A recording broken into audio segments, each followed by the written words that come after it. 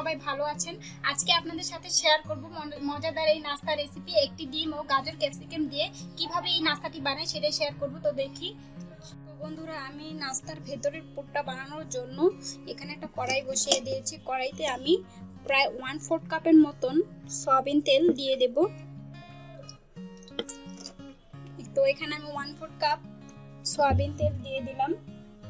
তো তেলটা যখন একটু গরম হয়ে আসবে তখন আমি এখানে একটি পেঁয়াজ কিউ করে কেটে নিয়েছি এবং 4-5টি কাঁচামরিচ ছোট করে কেটে নিয়েছি। এই কাঁচামরিচ আর পেঁয়াজ কুচিগুলো দিয়ে দেব তেলটা যখন একটু গরম হয়ে আসবে। তেলটা এখন গরম হয়ে এসেছে, এখন আমি পেঁয়াজ আর কাঁচামরিচ কুচিগুলো দিয়ে দিলাম। এগুলো হালকা একটু ভেজে নেব।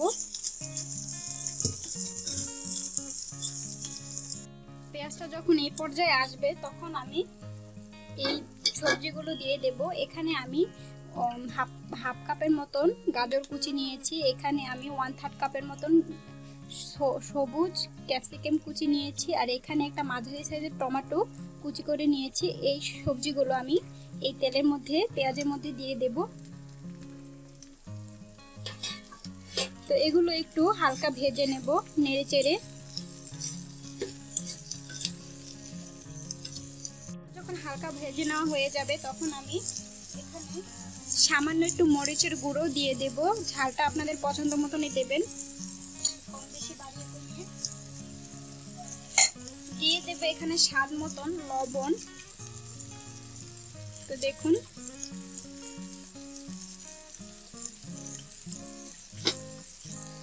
দিয়ে দেব এখানে সামান্য একটু হলুদের গুঁড়ো। তো এখানে দিয়ে দেব একটু ধনিয়ার গুঁড়ো।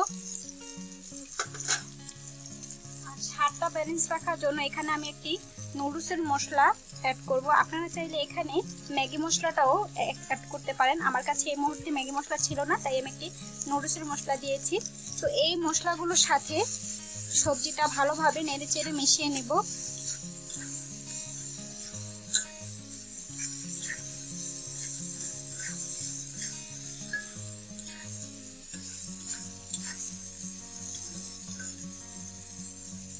তো এগুলোকে আমি প্রায় 3 মিনিটের জন্য হতে দেব।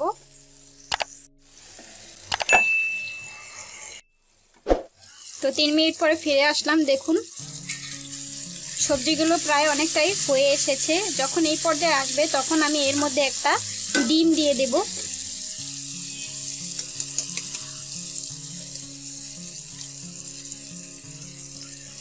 তো একটা ডিম ভেঙে দিয়ে দিলাম। এখন ডিমটাকে এই সবজির সাথে ভালোভাবে মিশিয়ে নেব। তো এগুলো একদম ভাজা ভাজা হওয়া আগ পর্যন্ত আমি এটাকে রান্না করতে থাকবো। তো এটাকে আমি আরো প্রায় 4 মিনিটের জন্য রান্না করব। এরপর আপনাদেরকে একদম পরিবেশন করে দেখাচ্ছি। তো বন্ধুরা দেখুন, নাস্তার ভিতরে পুরটা হয়ে গেছে। এখন এটা আমি চুলা থেকে নামিয়ে নিয়ে এসেছি। এটা এখন ঠান্ডা হতে থাক। এখন চলেন পরের প্রিপারেশনে যাই। তো বন্ধুরা, এখন আমি একটা রুটিওয়ালা বোর্ড নিয়ে নিয়েছি, তাতে একটা রুটি নিয়ে নিয়েছি। রুটিগুলো আমি আগেই বানিয়ে রেখেছিলাম। রুটি তো সবাই বানাতে পারেন, যার কারণে আমি আর রুটি দেখালাম না বানানো। তো একটা রুটি নিয়ে নিয়েছি। রুটির মধ্যে এখন আমি পর্যাপ্ত পরিমাণে সস দিয়ে দেব। তো আমি এখন রুটিটার মধ্যে পর্যাপ্ত পরিমাণে সস দিয়ে দিচ্ছি, টমেটো সস। তো এখন একটা চামচ দিয়ে সসটাকে ভালোভাবে রুটির গায়ে গায়ে ছড়িয়ে নেব, লাগিয়ে নেব।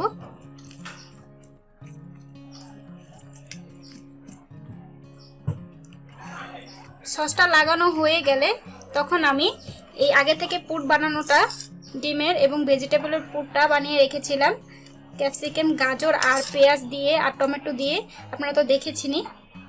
সেই পুরটা আমি এই রুটির মধ্যে দিয়ে দিচ্ছি। এই নাস্তাটা অনেকটা শর্মা স্টাইলই বলতে পারেন, শর্মাই, কিন্তু এটা কোনো মেয়োনিজ দিয়ে আমি বানাচ্ছি না। এটা শুধু ডিম এবং ভেজিটেবলের নাস্তা। সকাল বিকেল এবং বাচ্চাদের টিফিনেও বানিয়ে খাওয়াতে পারেন।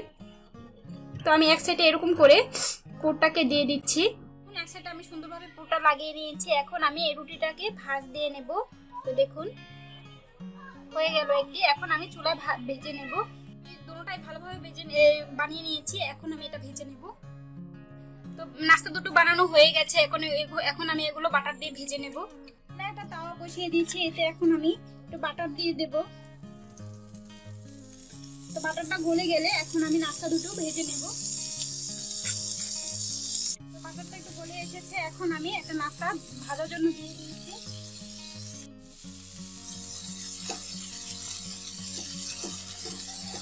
আপনারা চাইলে এই কাজটা ফ্রাই প্যানেও করতে পারেন, আমি তাওতেই করছি।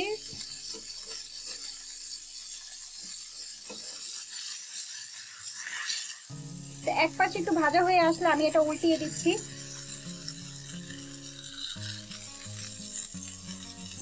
তো দেখুন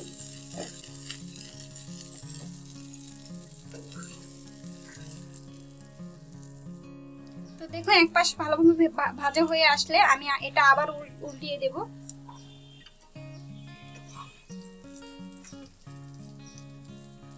তো এখন আমি এটা আবার উল্টিয়ে দিচ্ছি।